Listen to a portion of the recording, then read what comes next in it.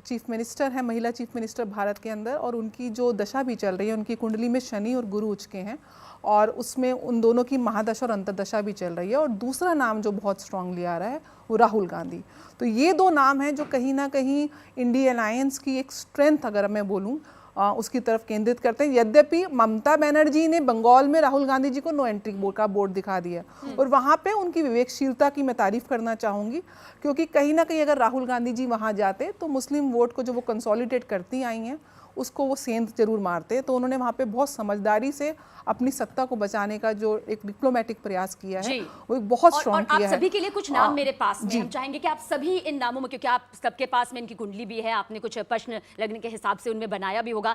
नतीजों के बाद हम, जैसा चाली ने सवाल भी पूछा कि इंडिया गठबंधन का सबसे असरदार नेता कौन होगा, राहुल गांधी, ममता बनर्जी होंगी, स्टालिन होंगे, शरद पवार होंगे, तेजस्वी यादव, अरविंद केजरीवाल या अखिलेश यादव? सबसे पहले आप शास्त्री। देखिए, मैं इन सभी के काकड़ी गणित के आधार पर आपसे बात करता हूं। यदि विपक्ष वास्तव में चाहता है कि वो अपनी सरकार बनाए तो ये तो मौका उनके हाथ से निकल गया। आगे उनको नीतीश कुमार की कुंडली को जरूर अपने साथ में रखनी चाहिए, नीतीश कुमार को, क्योंकि अभी तक वो उनके हाथ से, जो व्यक्ति की कुंडली में दम था, जो इनको सरकार में ला सकता था, क्योंकि राहुल गांधी और कांग्रेस पार्टी की कुंडली के आधार पर किसी की कुंडली मजबूत नहीं है। ऐसे व्यक्ति की कुंडली चाहिए जिसकी कुंडली में गज केसरी योग या राजयोग का निर्माण हो रहा हो।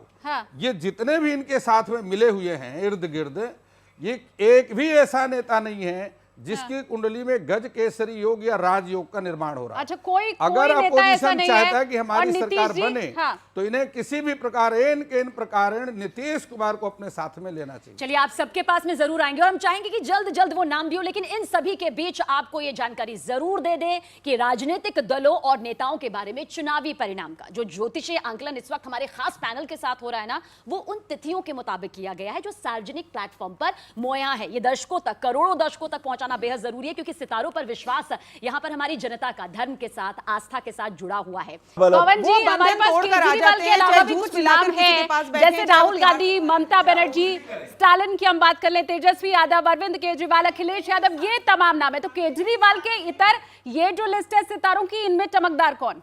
देखिए, ये बिल्कुल स्पष्ट है, जो ग्रह योग है, जो ग्रह बल है, इसमें राहुल गांधी जी ही लीड करेंगे, क्योंकि जननेता वो हैं। और शनि की वजह से, अब कल से मंगल की वजह से जो जनता के बीच में उनकी स्वीकार्यता है वो बढ़ी है, ओवर द ईयर्स ये बढ़ी है और ये बढ़ेगी अभी, ठीक है ना, ये बढ़ेगी। हाँ, जो आचार्य जी ने कही है कि मोदी जी का जो सूर्य है उसके सामने बाकी सूर्य फीके पड़ जाते हैं, और यही एक कारण है कि एनडीए में जो डिसिप्लिन है और एनडीए में जो पावर है वो एक के पास है, और जो इंडिया अलायंस में पावर है वो इतने लोगों के पास है कि हम भी कंफ्यूज हैं कि किसकी कुंडली। चलिए, अब आखिरी चरण है ये और हम चाहेंगे कि जनता को नई सरकार से क्या मिलेगा। मैं पवन जी की कह दूं, बहुत अच्छा विश्लेषण किया। काश इनकी पत्री में, राहुल गांधी की पत्री में, मंगल और शनि, जो ये शनि जो है मंगल का घोर शत्रु है जी। आज शनि इस वक्त चल रहा है इनका मेष राशि में, नीच का है, वो एस्पेक्ट कर रहा है इसको, और इनका जो मंगल है त्रिखड़ाए का स्वामी है।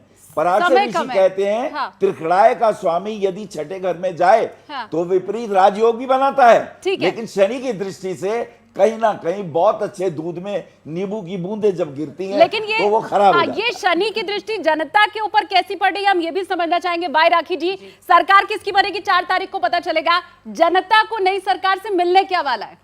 देखिए, जनता को नई सरकार से क्या मिलने वाला है, नए कानून मिलने वाले हैं, नए टैक्स लगने वाले हैं, नए सरप्राइजेस मिलने वाले हैं, और पहली बार देश में आदमियों के लिए कानून बनेगा। अभी तक दहेज से पीड़ित महिलाओं के लिए कानून बनता था और आदमी बेचारा बहुत परेशान रहता था।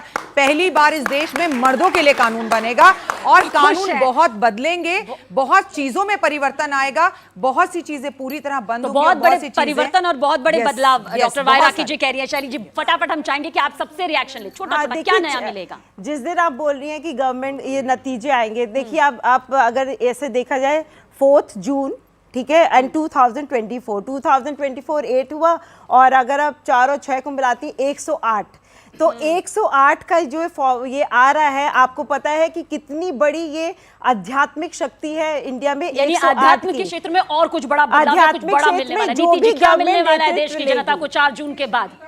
और प्रधानमंत्री मोदी जी की मंगल में शनि की अंतर्दशा चल रही है, तो ओवरऑल अगर आप देखेंगे तो मंगल सेना का कारक है, रक्षा तंत्र को और मजबूत किया जाएगा। हमने सर्जिकल स्ट्राइक्स और एयर स्ट्राइक्स में भी देखा, उसको करेगा। और पीओके एक बहुत बड़ा मुद्दा आज डिस्कशन में भी आ रहा है। पाकिस्तान ऑक्यूपाइड कश्मीर कहीं ना कहीं ऐसा लगता है भारत के साथ विलय होता हुआ देखा जाएगा।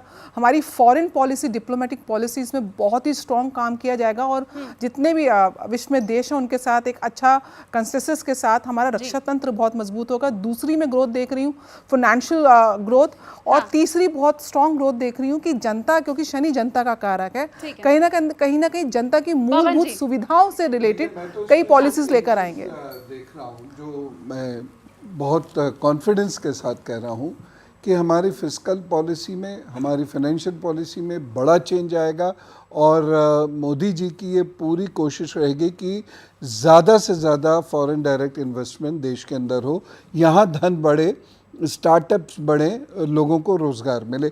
सबसे ज़्यादा पावरफुल यही सेक्टर रहने वाला है, उसके बाद बाकी चीज़ें थोड़ी सी आएंगी, लेकिन कुल मिला के सारा फोकस आप देखिएगा इधर ही रहेगा।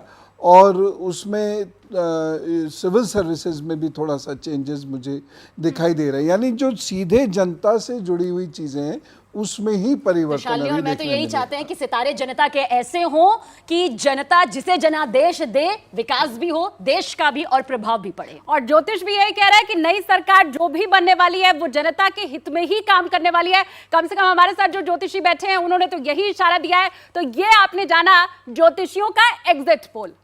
और हमारी इस खास पेशकश सत्ता के सितारे में बहुत बहुत स्वागत आप सभी ज्योतिषाचार्यों का, हमें वक्त देने के लिए, और जनता का भी जिन्होंने धैर्य के साथ यहाँ पर सुना और सत्ता के सितारे का हिस्सा बने।